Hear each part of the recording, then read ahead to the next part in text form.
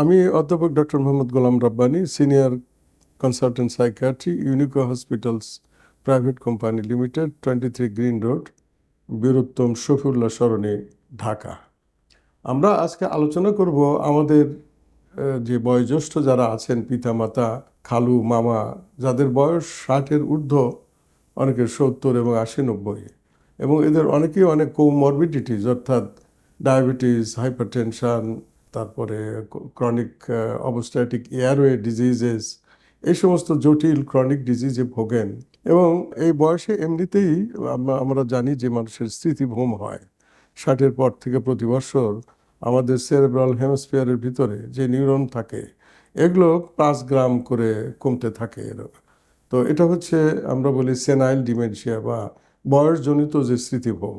এছাড়াও অ্যালঝেইমার্স ডিজিজের কারণে যে স্মৃতিভ্রম হয়, অথবা ভাস্কুলার কজের জন্য যে স্মৃতিভ্রম হয়, এই মানুষগুলোর কিন্তু মোটামুটি বলা যায় যে ক্রনিক ডিজিজ আছে, যেমন ডায়াবেটিস মেলাইটাস, হাইপারটেনশন, স্ট্রোক, এগুলো থাকেই। এর সঙ্গে যদি কখনো কখনো তাদের ভেদ বমি, অর্থাৎ পাতলা পায়খানা যে কোনো কারণে আমাদের হতেই পারে, অথবা কোনো ছোটোখাটো অ্যাক্সিডেন্টের কারণে হসপিটালে ভর্তি হতে হলো, এই সময় দেখা যায় যে তাদের আদৌ কোনো ঘুম হচ্ছে না, এবং তাদের ডিসওরিয়েন্টেশন হচ্ছে, সেন্সোরিয়ামগুলো অল্টার্ড হয়ে যাচ্ছে, অর্থাৎ স্থানকাল, ব্যক্তি, এগুলো আইডেন্টিফাই করতে পারছেন না, এবং প্রচণ্ড অস্থির, এবং তাদেরকে কোনোভাবেই বিছনায় রাখা যাচ্ছে না। কিন্তু তারা যে হাঁটবেন সেই রকম সমর্থ তাদের ওই সময় থাকে না, এবং তারা নিজে চলতে পারেন না, বাথরুম ইউজ মানে তারা শৌচাগার ইউজ করতে পারেন না, এবং নিজে যে তাদের দৈনন্দিন যে আহার এবং নিদ্রা এবং স্নান, এগুলো করার মতো তাদের নিজস্ব সমর্থ নাই।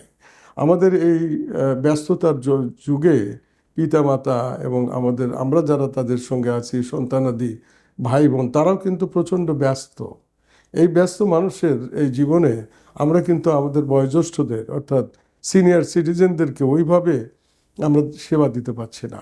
কিন্তু তাদের সেবা দেওয়াটা আমাদের জন্য এটি একটি পারিবারিক, এবং আমাদের এই অঞ্চলের, অর্থাৎ দক্ষিণ পূর্ব এশিয়ার মানুষদের জন্য এটি একটি পবিত্র কাজ।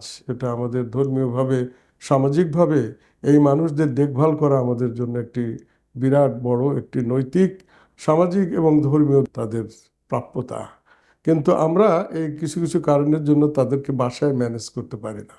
আবার যখন হাসপাতালে আসে, তখন হাসপাতালের গণ্ডির ভিতরে যে সমস্ত স্বাভাবিক যে সমস্ত আমাদের যে সার্ভিসগুলো আছে, বিশেষ করে প্যালিয়েটিভ কেয়ার, অথবা অন্য ধরনের যে সমস্ত নিউরো ডেভেলপমেন্টাল যে সমস্ত জায়গাগুলো আছে, নিউরোলজি ডিপার্টমেন্ট এবং সাইকিয়াট্রি ডিপার্টমেন্টে, খুব দ্রুত তাদেরকে যে নিরাময় দিয়ে আমরা তাদেরকে ঘরে ফেরাবো, এরকমও কিন্তু হয় না। কারণ তারা প্রায় ডজনের অধিক বিভিন্ন ধরনের ওষুধ খাচ্ছেন, ডায়াবেটিক মেডিসিন, হাইপারটেনশনের মেডিসিন, এবং ডিসলিপিডেমিয়া থেকে শুরু করে গাউট, এবং বিভিন্ন ধরনের ওষুধ তাদের 4-5টি কোমরবিডিটিজের কারণে তাদের এগুলো ব্যবহার করতে হচ্ছে। তো এই সময় তাদের যে কনফিউশন হয়, আমরা বলি অর্গ্যানিক যে confusion, because of the dementia, অথবা because of infection or any other condition like the electrolyte imbalance, এই অবস্থাতে কিন্তু আমাদের অনেক বেশি ঝুঁকির মধ্যে পড়তে হয়। অনেক ওষুধ একসঙ্গে থাকে, এবং এই ড্রাগ ইন্টারাকশনের কারণে কিন্তু এই কনফিউশনগুলো দীর্ঘায়িত হতে থাকে, এবং আমরা এই রুগীদেরকে তো একটা দীর্ঘ সময় ধরে রাখতে পারি না। এবং যে সমস্ত হাই কেয়ার হসপিটালগুলো যেগুলোতে তাদের রাখা দরকার, সেটিও খুব খরচবহুল, এবং তাদেরকে আমরা ঘরে রেখে চিকিৎসা করাটা খুবই রিস্কি। কারণ তাদের হঠাৎ করে ব্লাড প্রেশার ফল হয়ে যায়, ইলেকট্রোলাইট আরও ইমব্যালেন্স হয়ে যাচ্ছে, তাদের ক্রনিক কন্ডিশনগুলোর সঙ্গে আবার অ্যাকিউট কন্ডিশন যোগ হচ্ছে, বিশেষ করে কনফিউশনাল স্টেট।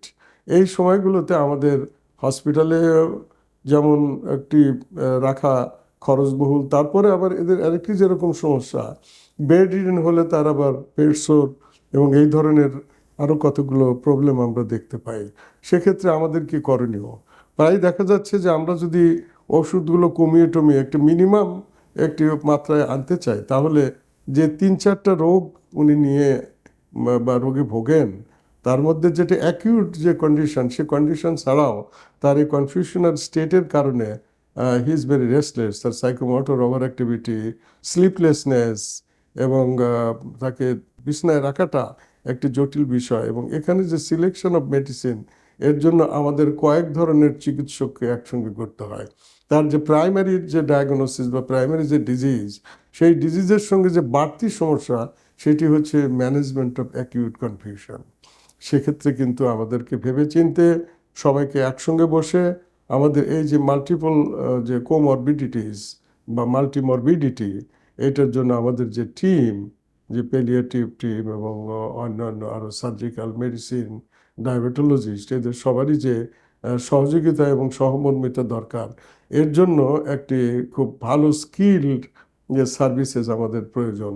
এবং আমরা আশা করি আমাদের এই হাসপাতাল যে ইউনিকো হসপিটালস লিমিটেড, এখানে আমাদের প্যালিয়েটিভ কেয়ার আছে এবং আমাদের সাইকাট্রি সার্ভিসেস অ্যাভেলেবল আউট পেশেন্ট এবং ইনপেশেন্ট বেসিসে। আমরা যেটাকে বলি যে হসপিটালের ভিতরে এক ডিপার্টমেন্ট থেকে অন্য ভিতরে যে লিয়াজন সাইকাট্রি, সেটির আমরা সার্ভিস দিতে পারি এবং সেক্ষেত্রে আমরা আপনাদের অনেক উপকারে আসবো বলে এই আশা ব্যক্ত করি। এবং আপনাদেরকে আমরা আনন্দের সঙ্গে আহ্বান জানাবো, আপনারা এখানে আমাদের সেবা নিতে পারেন। ধন্যবাদ।